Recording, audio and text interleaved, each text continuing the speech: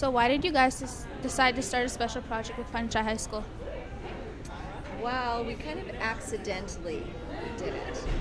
We were at the school doing the assembly, if you guys remember. So Sigmund was there presenting to all the schools from the area, and we realized that, wait a minute, here's a whole group of kids who have some First Nation background, and here's an opportunity, because he's writing a book about First Nation character, and so it was just an opportunity, and it kind of was serendipitous, which means it kind of accidentally happened in the moment. We kind of went, hey, what if we did this? That'd be fun. Do you want to add anything? Well, I met these really cool students, Tiara and Maddie, and I said, if there's only some way I could involve them in one of my stories, and then it was like, hey, we could do Innocent Heroes. Anything to be able to work with them and their friends. Yes. Yeah. Yeah, and they gave us a really hard time. Do you remember the first day? It was like, we all gathered in the Tansei, and they did what kids do best, which is like, we don't have to listen to you. So Sigmund wouldn't let them have that option. And they still don't listen. They still don't. They're doing an interview and they're giggling. They're not listening. I think they're listening. They're just happy. In your presentation, you talked about the growth and what these students learned. What did you take from the experience? What did we take from the... Well, I can tell you that, first of all, I took some amazing relationships because I was able to work in the classroom with a bunch of people that I didn't know. And so they were kids, but they were incredibly powerful human beings. And I watched very strong women, and I watched very determined young men who I know are going to become amazing, amazing adults. And so they changed me. I learned a lot of things about how to teach kids. And I don't know if you remember the day that we looked at the Circle of Courage, and this class taught me about myself and how I can apply that circle to my own life. They taught me how to be a better teacher, because every time that I think I got it as a teacher, along comes Tiara or Joe or Spencer or Maddie, who say, yeah, you don't know how to teach me, and I dare you to figure it out. And so we figured it out together, and it was a strong learning experience for me. So I became a better teacher, I became a better human being, I became a stronger person, and I learned a lot about what counts and what matters. When the chips are down, what matters. So I learned a lot. How about you? I did too. Kendall told me about this great hair product. It's awesome. I use it all the time now.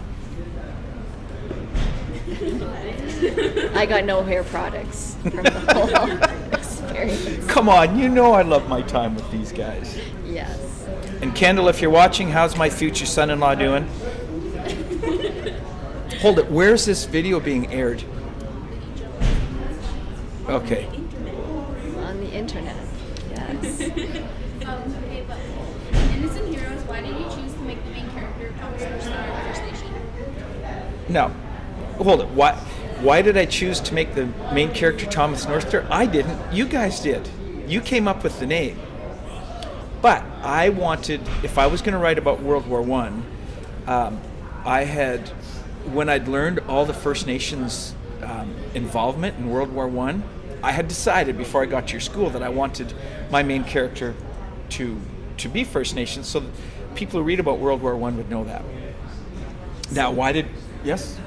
Well, I just wanted to add, lots of authors have a trick of building a story inside of a story.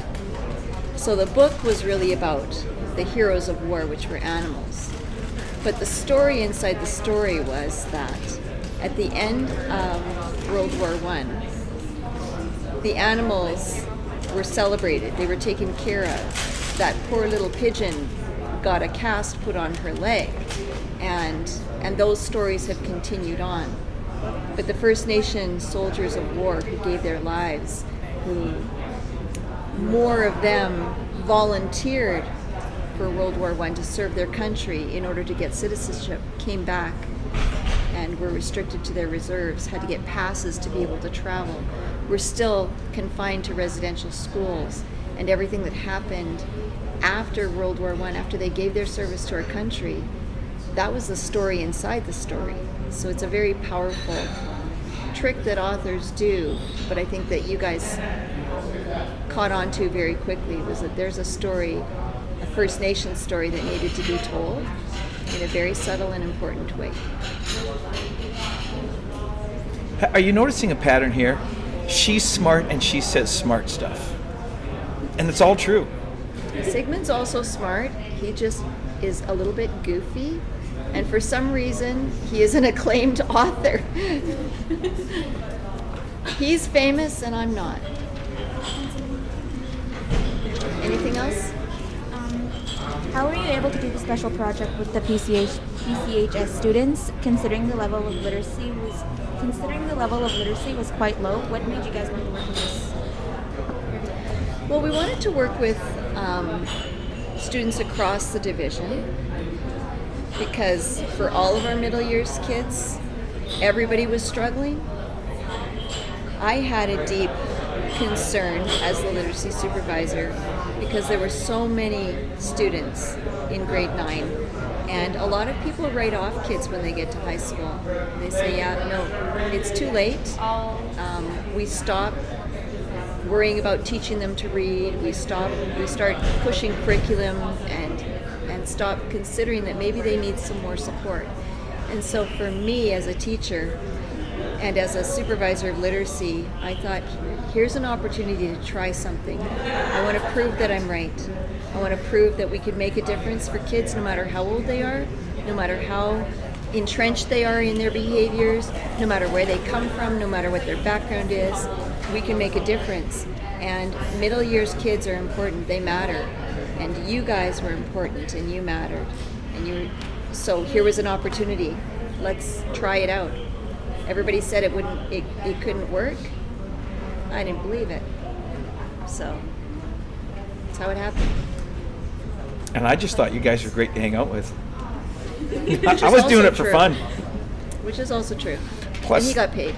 They got, well, yeah, but some of the things, not some, all of your contributions were brilliant. That made a huge impact on the story. So I really, really, really, can I say really like 25 times? Really got a lot out of that. So. Why are you counting?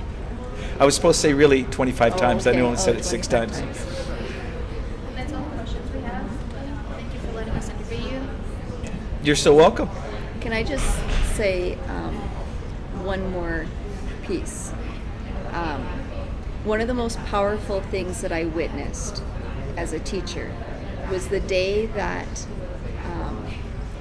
you, Tiara, taught Sigmund and I about how important it was to include the residential school piece in the novel. We were arguing over the name of the character, and you said, wait a minute, none of us have our names. They were taken away from our grandparents in residential schools, from our Mushums and our Cookums in residential schools. And that actually was never going to be part of the novel. And so thank you. Yeah. Yep. It made for a way better story, but it put in that very important piece that we couldn't leave out, could not be left out. So, thank you. Thank you.